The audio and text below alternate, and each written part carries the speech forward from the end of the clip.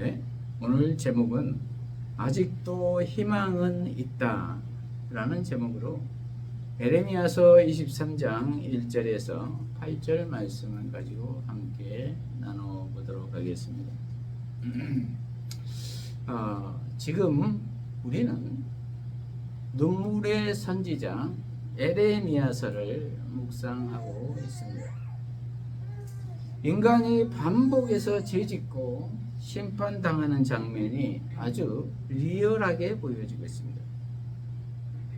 우리가 아주 듣기 싫을 정도로 반복해서 기록하고 있습니다.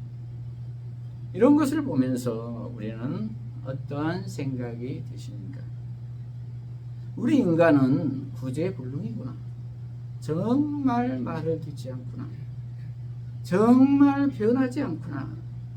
라는 생각이 듭니다. 그래서 또 한편으로는 인류의 역사가 언제 끝나도 할 말이 없겠구나 라는 생각도 듭니다. 왜냐하면 그 죄악과 반역이 하나님의 인내와 한계를 가늠할 수 없을 정도이기 때문입니다. 그리고 이따금 등장하는 의인들의 순종도 있습니다. 그러나 그 역사를 견인해 나간 것은 그 끝을 알 수 없는 하나님의 사랑인 것을 우리가 볼 수가 있습니다. 그것은 하나님의 의지일 것입니다. 그러므로 하나님의 그 의지가 우리 인간이 기댈 수 있는 유일한 근거가 될 것입니다. 오늘 본문을 통해서 살펴보도록 하겠습니다. 오늘 본문은 서두에서 목자에 대한 비판으로 시작하지만 예언자는 여호와가 한 가지에서 의로운 자를 일으키실 것이라는 것입니다. 그리고 그 의로운 자는 이스라엘을 정의와 공의로 통치할 것이라고 선포합니다. 그리고 예언자는 새로운 세상을 기대합니다. 첫째로 지도자들에게 책임을 묻겠다. 지도자들에게 책임을 묻겠다. 1절에 보면은 여호와의 말씀이니라 내 목장의 양떼를 멸하며 흩어지게 하는 목자에게 화 있으리라. 그러므로 이스라엘 하나님 여호와께서 내 백성을 기르는 목자에게 이와 같이 말씀하시니라.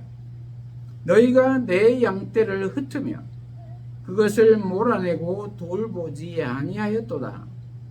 보라, 내가 너희의 악행 때문에 너희에게 보응하리라.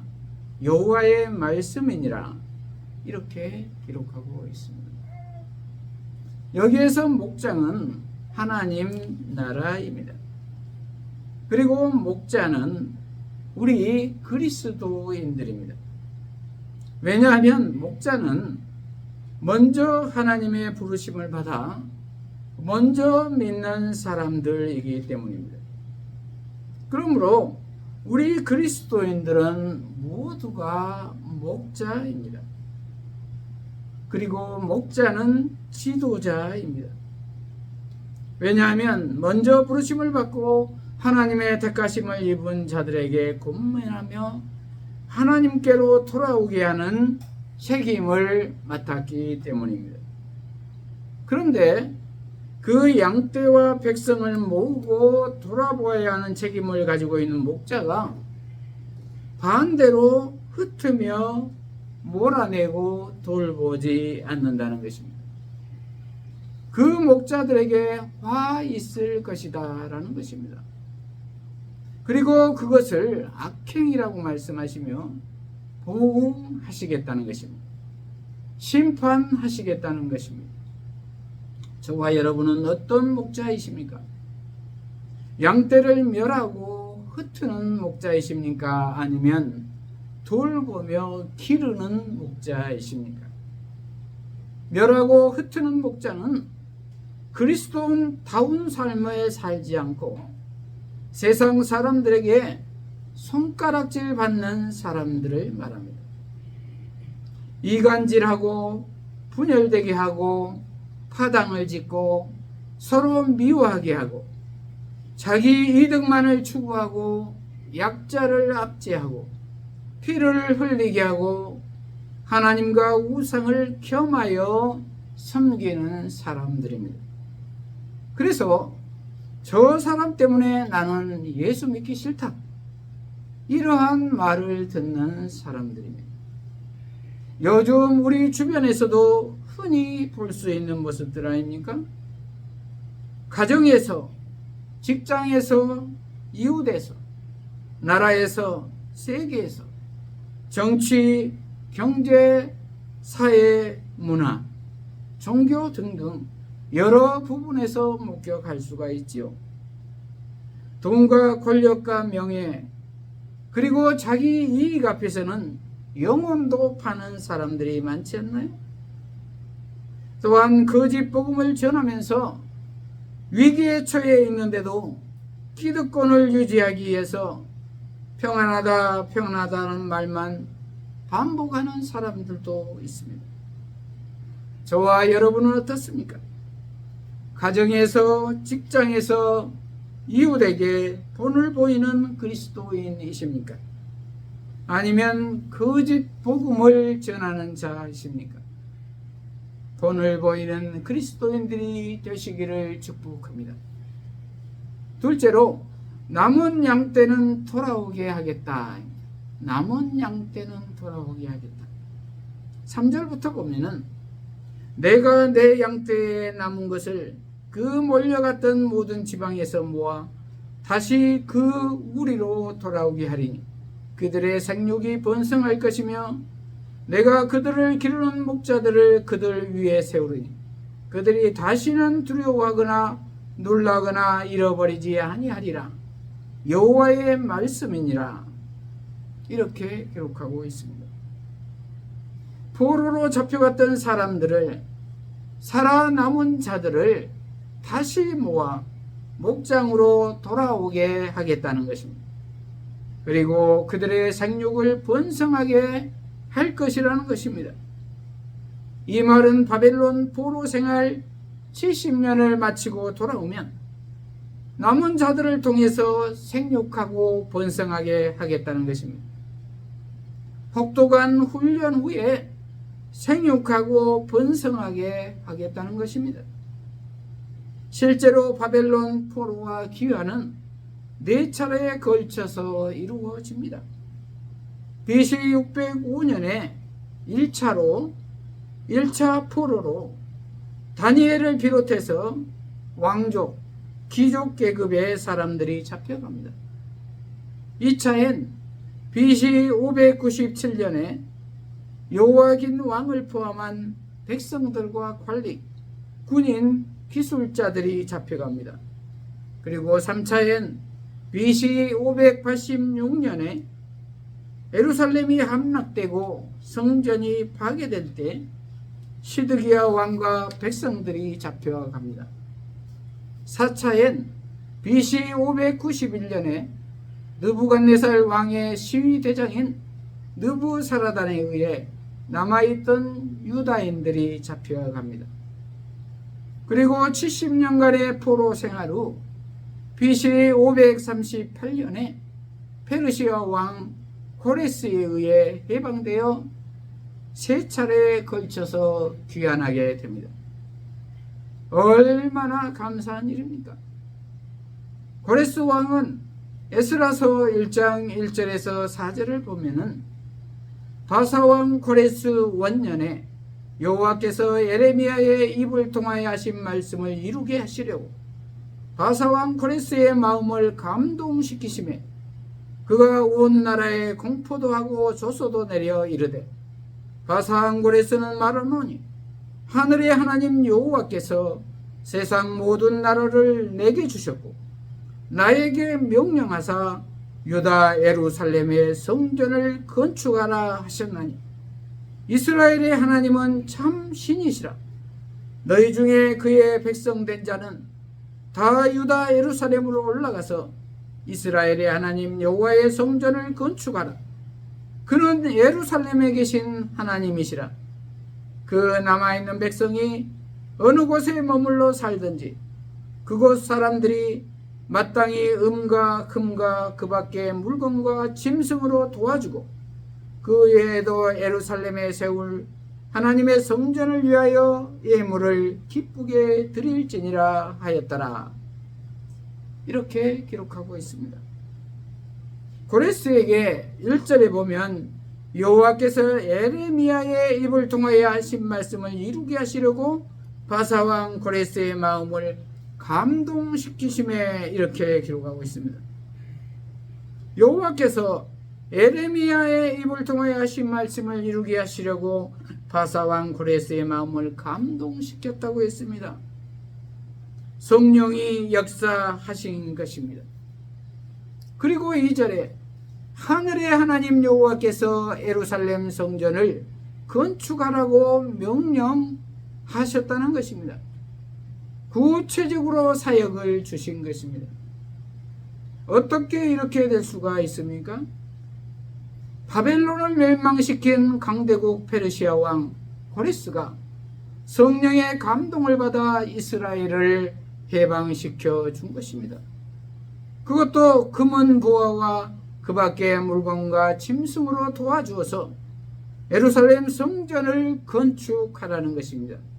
적극적으로 도와주라는 것입니다. 그리고 이스라엘의 하나님만이 참 신이라는 고백을 합니다. 어떻게 정복자가 비정복자에게 이렇게 할 수가 있겠습니까? 이해가 되지 않지요. 상상도 되지 않고요. 그런데 그렇게 됐다고 성경은 기록하고 있습니다. 전 우주적인 하나님이십니다. 극적인 반전입니다. 하나님이 개입하시면 이렇듯 언제 끝날지 모르는 암울한 시대도 순간에 끝난다는 것입니다. 그러므로 우리 인간의 모든 역사는 하나님의 역사이고 하나님의 섭리인 것입니다. 그러므로 우리는 어떠한 어려움이 있더라도 오직 하나님만을 바라보고 나아가야 할 줄로 믿습니다. 셋째로 한 의로운 가지를 일으키겠다. 한 의로운 가지를 일으키겠다. 5절부터 보면은 여호와의 말씀이니라. 보라, 때가 이르리니 내가 다윗에게 한 의로운 가지를 일으킬 것이라. 그가 왕이 되어 지혜롭게 다스리며 세상에서 정의와 공의를 행할 것이며 그의 날에 유다는 구원을 받겠고 이스라엘은 평안히 살 것이며 그의 이름은 여호와 우리의 공이라 일컬음을 받으리라. 이렇게 기록하고 있습니다. 보라, 때가 이를 것이라는 것입니다. 이제 다윗에게 한 의로운 가지를 일으킬 것이라는 것입니다. 그리고 그가 왕이 되어 지혜롭게 다스리며 세상에서 정의와 공의를 행할 것이라는 것입니다. 여기에서 다윗에게 한 의로운 가지는 다윗의 자손으로 오신 예수 그리스도를 말합니다. 그가 왕이 되어 지혜롭게 다스리며 세상에서 정의와 공의를 행할 것이라는 것입니다. 앞으로 그렇게 될 것이라는 것입니다. 고난의 포로 생활 70년 후에 남은 자를 통해 이렇게 하나님이 일을 하실 것이라는 것입니다. 심판을 통해 구원을 주신다는 것입니다. 죄는 반드시 심판을 받아야 한다는 것입니다. 그 후에 구원이 있다는 것입니다. 그러므로 내가 죽지 않고는 구원을 얻을 수가 없습니다. 그러므로 내가 죽고 예수로 살아야 되는 것입니다. 그래서 예수 그리스도는 다윗의 자손으로 이 땅에 오시게 된 것입니다. 그분은 우리의 왕이 되어 지혜롭게 다스리며 세상에서 정의와 공의를 행할 것입니다. 그분만이 지혜이며 정의와 공의를 행하십니다.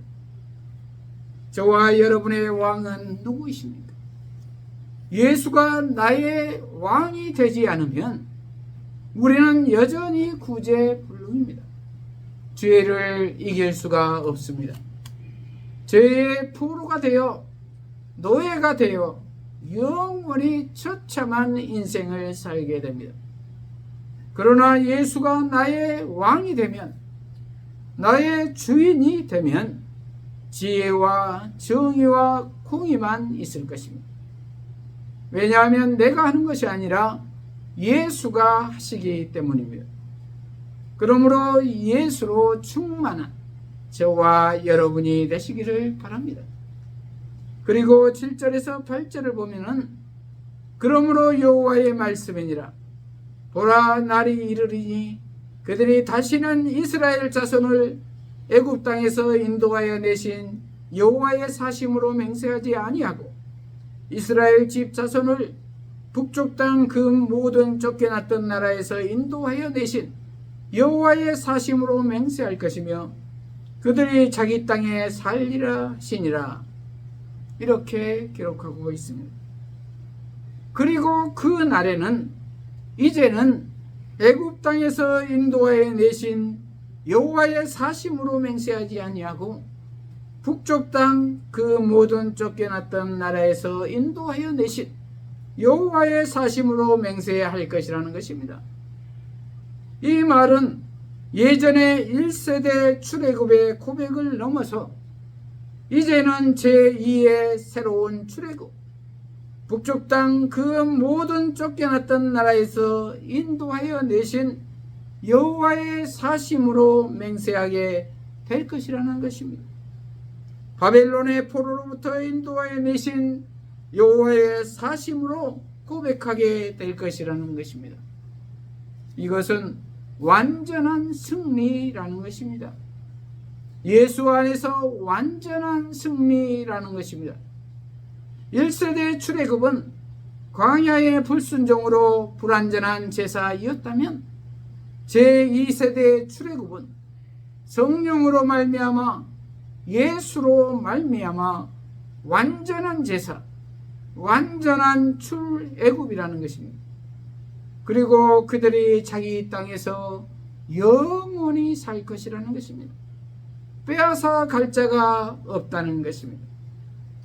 말씀을 마무리합니다. 하나님은 백성의 악행을 정당화시키고 심화시킨 지도자의 죄악에 침묵하지 않으십니다. 반드시 심판하십니다. 그러므로 회개하고 돌이켜야 할 것입니다. 그리고 악을 제거하는 것만으로 하나님 나라는 세워지지 않는다는 것입니다. 그래서 하나님은 새로운 지도자를 세우셨습니다.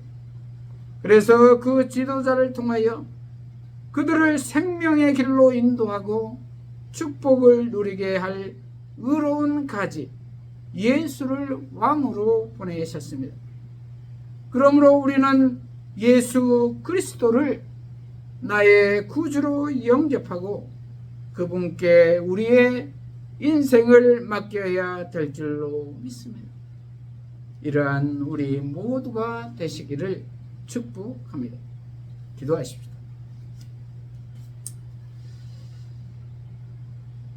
하나님 아버지, 오늘 아직도 희망은 있다라는 제목의 말씀으로 깨닫게 하시니 감사합니다. 우리 모두가 이 어려운 시기에 온 우주의 역사가 하나님의 역사라는 것을 알게 하시고 모든 죄악에서 돌이키게 하시고 오직 예수 그리스도만이 우리의 희망이라는 것을 깨달아 온전히 순종하는 삶을 살게 하여 주시옵소서. 예수님 이름으로 기도합니다. 아멘.